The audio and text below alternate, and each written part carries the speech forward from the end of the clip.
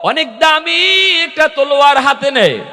এই তলোয়ার হাতে নিয়ে যেই সাদ যাওয়ার কথা বিয়ে বাড়িতে, যেই সাদের জন্য বাসর গড়ে হৌরে মদিনা অপেক্ষায়, সেই সাদ বিয়ে বাড়িতে না গিয়া ঘোড়া ছুটাই দিছে জিহাদের ময়দানে, ঘোড়া চালায় দিছে জিহাদের ময়দানে। দুশ্মনদের কাছে আইসেই কয়, রে বেঈমানের দল, আমি আজকে বাসরঘর কুরবানি দিয়ে এসেছি, হুরে মদিনার মায়া কুরবানি দিয়ে এসেছি, শুধু আমার আল্লাহ এবং রসুলকে ভালোবাসা। দেখ কত দামি একটা তলোয়ার আনছি, এই তলোয়ারের নিচ থেকে একটা বেঈমানকেও আমি ফেরত দিব না। আল্লাহ নবী কয়, তোমার কাছে কেউ বিয়ে দেয় না? বলে, ইয়া রাসূলুল্লাহ, কেউ তো বিয়ে দেয় না, কারণ আমার চেহারা সুরত ভালো না, আবার সহায় সম্পদ নাই, ঘরবাড়িও নাই, এজন্য কেউ বিয়ে দেয় না। নবী কয়, তাহলে এক কাম করো, আমি তোমারে পাঠাই, যাও অমুকের বাড়িতে যাও, আমার একজন সাহাবী, সে তার একটাই মেয়ে আছে, অনেক সম্পদের মালিক সে, আবার মেয়েটাও মদিনার সবচেয়ে সুন্দরী, যাও তুমি তার কাছে গিয়া বিয়ার প্রস্তাব দাও। আল্লাহু আকবার, জোরে কোন। আমরা হইলে ভাবতাম, আল্লাহ রে, আমার কপালে বিয়া নাই, আমি এমন কালোর কালো, গরিবের মেয়ে বিয়ে দেয় না, আর নবী আমারে ফাটাইতেছে জমিদারের মেয়ের কাছে, আবার আমার কাছে কালো মেয়ে বিয়ে দেয় না, আবার নবী কয় সে মদিনার সবচেয়ে সুন্দরী, যারে মদিনার মানুষ হুরে মদিনা কয়, মদিনার হুর কয়। হায় হায়, কিন্তু সাহাবী তো আল্লাহ নবীর কথার উপরে কি পরিমাণ ইয়াকিন ছিল, নবী যেই কইছে যাও, সাহাবী দৌড় শুরু করে দিয়েছেন খুশিতে। রাস্তায় সাহাবীরা জিজ্ঞেস করে, সাদ কই যাও? কই বিয়ার প্রস্তাব লিয়া যাই। কার বাড়িত? কই অমুকের বাড়িত। কার জন্য? কয় আমার জন্যই। সাহাবীরা কয়, সাদ রে, তোমার হুশ আসেনি? হুশ? কয় কেন? নিজের চেহারাটা আয়নায় দেখছো নি? কয় হ, তা তো দেখছি। যেই মেয়ের জন্য প্রস্তাব লইয়া যাইতেছো, ওর চেহারা কেমন জানো নি? কয় হ, তাও জানি, মদিনার হুর। কয় তাহলে কোন সাহসে যাও? সাদ সালামি কয়, আমি তো যাই নাই, আমাকে পাঠানো হয়েছে। আল্লাহু আকবার, জোরে কোন। সাহাবীরা জিজ্ঞেস করে, সাদ কে পাঠাইলো? কয় মায়ার নবী, দয়ার নবী, রহমতের নবী পাঠাইছেন। এই কথা বলতেই অন্যান্য সাহাবীরাও নীরব। নবী পাঠাইছেন, তাহলে তো আর কথা নেই। সাহাবীরা কয়, রে সাদ, তোর কপাল রে বালা রে, সান কপাল লই আইছো, নবী পাঠাইছে, তোর কপালটা তো সান কপাল, যা বেটা যা। সাদ সালামি আসছে, আইসা দেখে জমিদার বাড়ির সামনে ইজি চেয়ারের মধ্যে বসা বাপ। আইয়ে কয়, আসসালামু আলাইকুম ওয়া রাহমাতুল্লাহ। বাপে কয়, ওয়া আলাইকুম আসসালাম ওয়া রাহমাতুল্লাহ। তুমি কে? কয় আমি নবীর সাহাবী। কি নাম তোমার? কয় সাদ সালামি। কেন আইছো? কয় আপনার মেয়ের লাগি বিয়ার প্রস্তাব লইয়া। পুরে মদিনার বাপে কয়, জামাই কেডা? সাদ সালামি মাথা নিচের দিকে দিয়া কয়, আমি ওই। মেয়ের বাপের তো মাথা গরম। এ সাদ, হুশ আসেনি? পুরাপুরি হুশ আছে। কয় তাহলে কোন ভরসায়, কোন সাহসে তুমি বিয়ার প্রস্তাব দিছো? সাদ সালামি তখনও কয়, আমি তো দেই নাই, আমাকে দেওয়ানো হয়েছে। সুবহানাল্লাহ, জোরে কোন না। হুরে মদিনার বাবায় কয়, কে দেওয়াইছে? কয় মায়ার নবী, দয়ার নবী। কিন্তু মেয়ের বাবা আমার নবীর কথা শোনার পরেও তার নরম হয় নাই মিজাজ। মিজাজটা তো এত তাড়াতাড়ি নরম হয় না, মিজাজটা নরম হয় নাই, তখনও গরম। কয় সাদ রে শুন, নবী মানি, নবীকে নবী মানি হাজার বার, নবীর সব কথা মানি, কিন্তু ইডা পারতাম না, কারণ আমার একটা মাত্র মেয়ে। কত জমিদারের ফুলায় প্রস্তাব দিয়ে বসা, কত প্রিন্সের মতো চেহারার যুবক ছেলে প্রস্তাব দিয়ে বসা, কত সুন্দর সুন্দর যুবকরাও প্রস্তাব লাইনে দাঁড়ানো, আর সেখানে আমি তোমার কাছে আমার মেয়েকে কেমনে বিয়ে দেব? এই প্রস্তাব আমি মানতে রাজি না, পারবো না, পারবো না। এই কথা বলতেই সাদ সালামি মনটা দুর্বল করে তিনি ফিরে আসতেছেন নবীর কাছে। এমনি মেয়েটা ঘর থেকে বের হয়ে কয়, আব্বা কে আসছিল? কয় সাদ সালামি। কে সে? কয় নবীর সাহাবী। ও নবীর সাহাবী সাদ সালামি, বাবা চিনছি। কেন আসছিল? কয় মারি তোমাকে বিয়ের প্রস্তাব লই আইছে। চিনছো তারে? বলে হ আব্বা, তারে চিনি। কও তো মা, তুমি কই আর ও কই? ওর মদিনায় কি আছে? আর চেহারার তো কোনো ডকই নাই, খালি কালো না, এমন কালার কালা, বুরাবুল আরব কয়, আরবের কাক, এত কালো মানুষ এই ভাই ডাকে। এই ছেলের সাথে তোমার মতো মেয়ে, যাকে মদিনার মানুষ হুর কয়, কেমনে বিয়া দিতাম মা কত? আমি তো একটা বাবা, আমি সইতে পারি নাই, বের করে দিছি। চিন্তা করেন, মেয়েটার কথা এবার শুনেন। মনোযোগ আছে কার কার? এক হাত উঠান, কার কার আছে মনোযোগ? আল্লাহ কবুল করো, জোরে কোন আমিন, আর জোরে কোন আমিন। ভাইরা বন্ধুরা, মেয়েটাই কইতেছি, বাবা ও বাবা, তুমি সাদ সালামির জিগাইছনি, প্রস্তাবটা নিজে দিছে নাকি নবী দেওয়াইছে? সুবহানাল্লাহ, জোরে কোন। কেমন প্রশ্ন করছে মেয়েটায়। বাবা কয়, হ মা, আমি জিগাইছি, প্রস্তাবটা নিজে দেয় নাই, নবী তারে দিয়ে দেওয়াইছেন। সাথে সাথে মেয়েটা চোখের পানি সেইরা কান্দে আর কয়, আব্বা তুমি মস্ত বড় ভুল করেছ। নবী যদি ছেলে পছন্দ করে থাকেন, আমার নবী মায়ার নবীর চোখটা পৃথিবীর সবচেয়ে দামি চোখ। আমার নবীর মতো চোখ আল্লাহ পৃথিবীর কাউকে আল্লাহ দেয় নাই। নবী তার এই চোখ দিয়ে যদি এই বাড়ির দামান পছন্দ করে থাকে, জামাই পছন্দ করে থাকে, নবী তার নিজের চোখ দিয়ে যদি ছেলে পছন্দ করে থাকে, আমার নবীর পছন্দের উপরে কোনো পছন্দ হতে পারে না। সুবহানাল্লাহ, জোরে কোন, আর একটু জোরে কোন না সুবহানাল্লাহ। আই হাবিবে কিবরিয়া তুম पर सलाम, ऐ हमारे दिल रुबा तुम पर सलाम, दिल सदा के तारोहा तुम पर सलाम, ऐ हबीबे किबरिया तुम पर सलाम। मस्जिदे अक़सा में जुमला अंबिया, मस्जिदे अक़सा में जुमला अंबिया, मुक़्तदी थे और बिहा तुम मुक़्तदा, मुक़्तदी थे और बिहा तुम मुक़्तदा, ऐ हबीबे किबरिया तुम पर सलाम, दिल सदा के तारोहा तुम पर सलाम। একটু আওয়াজ দিয়া কোন আল্লাহু আকবার। মেয়েটা কয়, আব্বা তাড়াতাড়ি যাও, যায় বলো আমি বিয়াতে রাজি। আল্লাহু আকবার। বাবা দৌড়ায়া গেছে মায়ার নবীর কাছে, যায় কই, ইয়া রাসূলুল্লাহ, ওগো নবীজি, আপনার সাহাবী সাদ সালামির সাথে আমার মেয়ে হুরে মদিনার বিয়ে, মেয়েও রাজি, আমিও রাজি। আল্লাহু আকবার। বিয়ার আয়োজন হয়ে গেল। নবীজি বলতেছেন, সাহাবীরা তোমরা কিছু চাঁদা কালেকশন করো, তোমাদের ভাই সাদ সালামি জমিদার বাড়িতে বিয়ে করতে যাবে, খালি হাতে কেমনে যায়, টাকা পয়সা দিয়ে কিছু চাঁদা করো। সবাই চাঁদা কালেকশন করে বলতেছে, রে সাদ, নে বেটা নে, বস্তা ভরা টাকা লইয়া বাজারে যা, যা মন চায় তা যায় বউয়ের লাগি কিন। সাদ সালামি বস্তা ভরা টাকা নিয়ে বাজারে রওনা, অলংকার কিনলো, শাড়ি কিনলো, সব কিনলো। কিনে সাদ মনের আনন্দে ঘোড়ার পিঠে সওয়ার হইয়া তিনি যাবে বাসর ঘরের দিকে, বিয়ে বাড়ির দিকে। বিয়ে বাড়িতে হাজারো মানুষের সমাগম, বড় আয়োজন হয়ে গেল।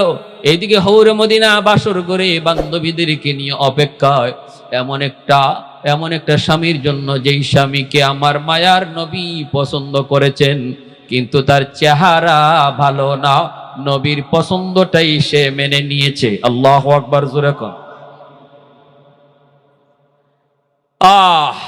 কি ছিল নবীর যুগের মহিলাদের ঈমান, একটু বুঝেন, একটু চিন্তা করেন।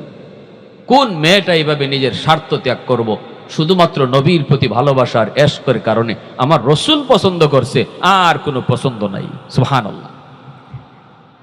মাত্র তিনি বাজার থেকে বের হবেন, হঠাৎ করে শুনেন বাজারে একজন মানুষ লাল কাপড় হাতে নিয়ে বাজারের এই মাথা থেকে ওই মাথা দৌড়ায় আর বলতেছে আল জিহাদ আল জিহাদ আল জিহাদ। ও আসুনি এমন কোন আশিক নবীর, আসুনি এমন কোন মুজাহিদ, অমুক জায়গায় মুসলমানরা বেঈমানদের সাথে যুদ্ধ করছে, ওই যুদ্ধে মুসলমানদের অবস্থা বড় খারাপ, মুসলমান পরাজিত হওয়ার পথে, আসুনি এমন কোন মুজাহিদ এই যুদ্ধে যায় মুসলমানদেরকে সাহায্য করবা।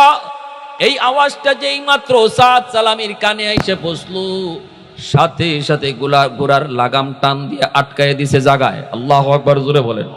গোড়ার লাগাম টান দিয়ে জায়গায় আটকায় দিছে, কানটা খাড়া করে তিনি কথাগুলো শুনছে, শুনে গোড়াটারে আবার ঘোরায় দিছে। এইবার নিজের মনটারে জিজ্ঞেস করে, রে সাদ সালামির মন, বল বল তুই কোন দিকে যাবি? একদিকে বাসর করে হৌরে মদিনা তোর অপেক্ষায়, তোর গলায় মালা পরানোর জন্য, আরেকদিকে যুদ্ধের ময়দানে, আরেকদিকে যুদ্ধের ময়দানে আল্লাহ আর রসুল তোরে ডাকে। একদিকে হৌরে মদিনা তোরে ডাকে, আরেকদিকে রসুল ডাকে, আল্লাহ ডাকে। একদিকে গেলে পরে তোর গলায় মালা পড়বে, আরেকদিকে গেলে পরে তোর গলা কাটা পড়বে। সুবহানাল্লাহ, জোরে কোন। একদিকে গেলে তোর গলায় মালা, আরেকদিকে গেলে তোর গলায় তলোয়ার, বল কোনটা করবি?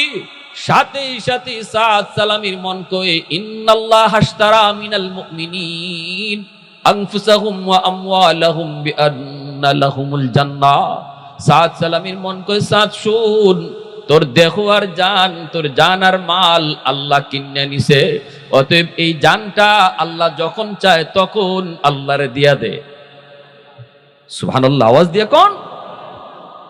এই জান আর মাল আল্লাহ কিনে নিছে জান্নাতের বিনিময়। আল্লাহ কই, মুমিনের জান মাল আমি নিয়ে নিছি, তার জান্নাত দিয়া দিছি। এখন এই জানের মালিক আমি না, মালের মালিক আমি না, মালিককে বিনিময় আল্লাহ দিছে জান্নাত। সাথে সাথে সাদ সালামি ঘোড়াটা ঘুরাইয়া বাজারে আইসা স্বর্ণকারে ফেরত দেয়, শাড়ি শাড়ির দোকানে ফেরত দেয়, টাকা হাতে নেয়, ধারালো অনেক দামি একটা তলোয়ার হাতে নেয়। এই তলোয়ার হাতে নিয়ে যেই সাদ যাওয়ার কথা বিয়ে বাড়িতে, যেই সাদের জন্য বাসর করে হৌরে মদিনা অপেক্ষায়, সেই সাদ বিয়ে বাড়িতে না গিয়া ঘোড়া ছুটাই দিছে জিহাদের ময়দানে, ঘোড়া চালায় দিছে জিহাদের ময়দানে। দুশমনদের কাছে আইসেই কয়, রে বেঈমানের দল, আমি আজকে বাসরঘর কুরবানি দিয়ে এসেছি, হুরে মদিনার মায়া কুরবানি দিয়ে এসেছি, শুধু আমার আল্লাহ এবং রসুলকে ভালোবাসা।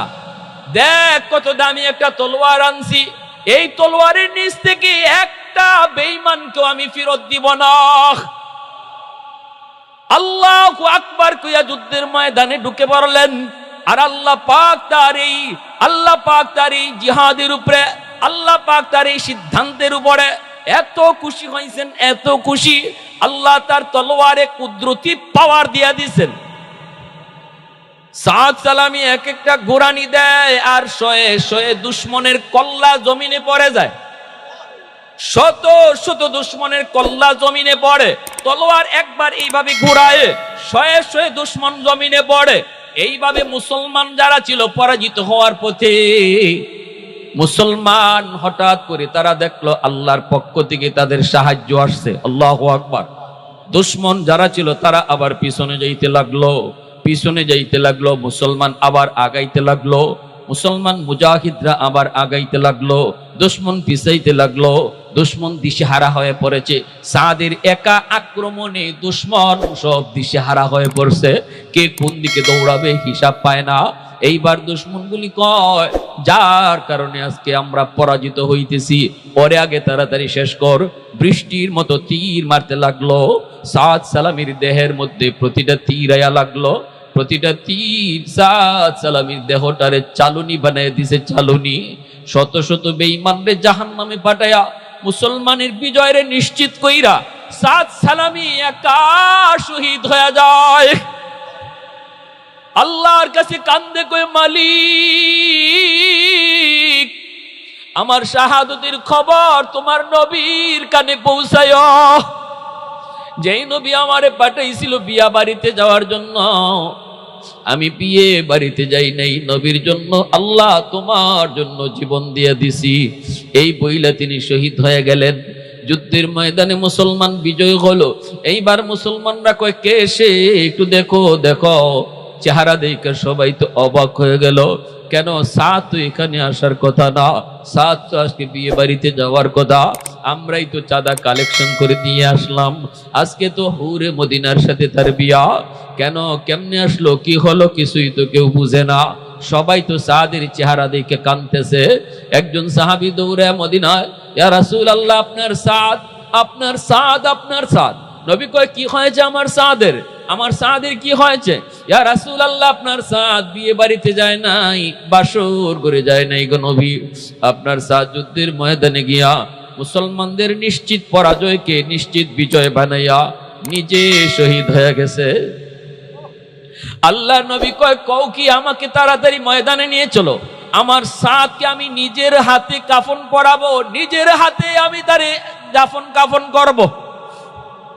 মায়ার নবীর চোখ দিয়া দর দর করে পানি পরে, নবী কান্দে কান্দে। আল্লাহর নবী আয়েশা নিজের হাতে তিনি লাশটারে ধরলেন, কপালে নবী মায়ার নবী চুমু খান। নবীজির চোখ থেকে পানি পড়ে আর কয়, সাহাবীরা একটু দেখো, আমার এই যুবক সাহাবী কেমন করে ইসলামের জন্য জীবনটা দিল। তার জীবনের সবচেয়ে বড় আনন্দ ছিল আজকের দিন, তার জীবনের সবচেয়ে বড় আনন্দের মুহূর্ত ছিল আজকে বাসর ঘর। সেই বাসর ঘরের দিন, সেই দিনটাকে, সেই সময়টাকে কোরবানি দিল আল্লাহর জন্য। যেই সাদ, এই সাদকে আমি নিজের হাতে আজকে সবকিছু করব। নবীজি নিজে কুলে উঠাইলেন, নবীজি নিয়ে যাইতেছেন। আল্লাহর নবী জানাজার নামাজ পড়াইলেন, কবরে রাখবেন সেই জিহাদের ময়দানেই। সাহাবায়ে কেরাম নবীর পিছনে সবার চোখেই পানি। নবীজি দেখেন, নবীজি একবার হাসেন, একবার কাঁদেন। সাহাবীরা দেখেন, মায়ার নবী উপরে তাকাইলে হাসেন, নিচে তাকাইলে নবী কাঁদেন। সাহাবীরা জিগায়, নবী গো, একবার হাসেন একবার কাঁদেন, কারণ কি? আল্লাহ নবী কয়, সাহাবীরা শুনো, উপরের দিকে যখন তাকাই তখন আমি দেখি আল্লাহ পাক রব্বুল আলামিন হুরদেরকে, জান্নাতি হুরদেরকে, জান্নাতি সুন্দর নারীদেরকে আল্লাহ বাসর করে বসায় রাখছে, হাতে মেহেদি লাগাইয়া, অলংকার পরাইয়া। আর হুরের আমাকে ডাইকা কয়, নবী গো, আপনার যেই সাত দুনিয়ার হুরের মায়া বিসর্জন দিল, কোরবানি দিল আল্লাহর জন্য, দিনের জন্য, আল্লাহ আমাদেরকে বাসর করে বসায় রাখছে। আপনি যত তাড়াতাড়ি তারে কবরে রাখবেন, তত তাড়াতাড়ি আল্লাহ আমাদের সাথে তার বিয়া পড়ায়া দিবে। এ যুবক, আল্লাহ পাক রব্বুল আলামিন পবিত্র কোরআনের সূরা ৩ মধ্যে আল্লাহ 4টা কসম খেয়েছেন আর বলছেন, শোনো, 3 কসম খেয়ে বলি, জাইতুনের কসম খেয়ে বলি, তুর পাহাড়ের কসম খেয়ে বলি, পবিত্র মক্কা নগরীর কসম খেয়ে বলি, তোমার গায়ে যতদিন শক্তি ছিল রে যুবক, আল্লাহকে অতদিন যদি তুমি ডাকো, যেই বয়সে তোমার গায়ে কোনো শক্তি থাকবে না, এই বৃদ্ধ বয়সে আল্লাহ তোমাকে ঘরে বসায়া বসায়া ইবাদতের পেনশন দিবে। 5 ওয়াক্ত নামাজ তুমি মসজিদে যায় আদায় করেছো, এখন তোমার গায়ে শক্তি নাই, মসজিদে যাওয়ার শক্তি নাই, ভয় হয় কোথায় জানি মাথা ঘুরায় পড়ে যাও, ঘুম থেকে উঠতে পারো না, শক্তি তুমি নিজে নিজে ব্যয় করো নাই, আল্লাহ তোমার যৌবন কেড়ে নিয়েছে, তোমার জীবনে বৃদ্ধকাল শুরু হয়েছে, ঘরেই তুমি নামাজটা আদায় করে নিয়েছো। এইবার আল্লাহ পাক ফেরেশতাদেরকে বলবে, ফেরেশতারা শুন, আমার বান্দা যদিও ঘরে নামাজ পড়ে, ঘরের সওয়াব তোমরা লিখবা না, কারণ যতদিন শক্তি ছিল ততদিন মসজিদে গেছে, এখন যদিও ঘরে নামাজ পড়ে তবুও তার আমল নামায় মসজিদে জামাতের সওয়াব উঠায় দাও। ইল্লাল্লাযীনা আমানু ওয়া আমিলুস সালিহাত ফালাহুম আজরুন গায়রু মামনুন। এই কথাটাই আল্লাহ পাক এই জায়গায় ব্যক্ত করেছেন। অতএব মনে রাখো, যৌবনে যদি তুমি তাহাজ্জুদ পড়ো, বৃদ্ধ বয়সে তুমি ঘুমায় থাকলেও আল্লাহ আমল নামায় তাহাজ্জুদের সওয়াব আল্লাহ উঠায় দিবে। যতদিন তোমার চোখে পাওয়ার ছিল কোরআন তেলাওয়াত করেছো, এখন তোমার চোখে পাওয়ার নাই। আল্লাহ বলবেন ফেরেশতারা, আমার বান্দা নিজে নিজে অন্ধ হয় নাই, নিজে নিজে তার চোখের পাওয়ার সে নষ্ট করে নাই, আমি আল্লাহ তার চোখের পাওয়ার নিছি। আজও যদি আগের মতোই সে দেখতো, আমার কোরআন তেলাওয়াত করত, ঠিক না? অতএব যদিও সে পারে না, যদিও কোরআন পড়তে পারে না, চোখে দেখে না, তবু তার আমল নামায় যৌবনের প্রতিদিনের তিলাওয়াতের সওয়াব উঠায় দাও। দুনিয়ার সরকার তোমাকে আমাকে যদি পেনশন দেয়, সকল সরকারের সরকার তিনি কে? আওয়াজ আসতে কেন? জোরে বলেন কে? আরো জোরে বলেন কে?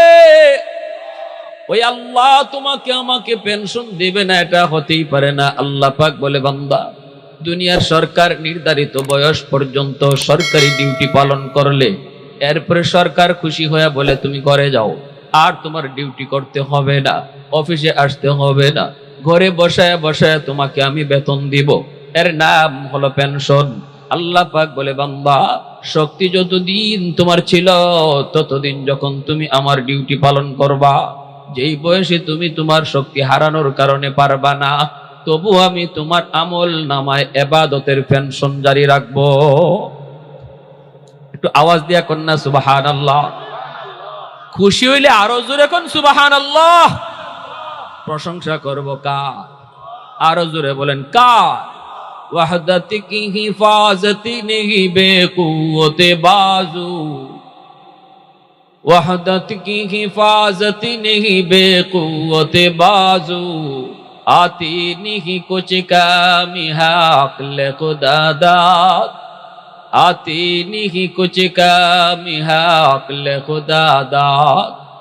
ऐ मर्द खुदा तुझको अक़ुव्वत नहीं हासिल, जा बैठ किसी गार में अल्लाह को कर याद, ये सच है कि बातिल की तरफदार नहीं हम, गद्दार न समझो हमें गद्दार नहीं हम, फूलों की तो रेहन नरम मिजाज अपना है नाज़र, हम तेरी नहीं नेज़ा व तलवार नहीं हम तेरी नहीं नेज़ा व तलवार नहीं हम।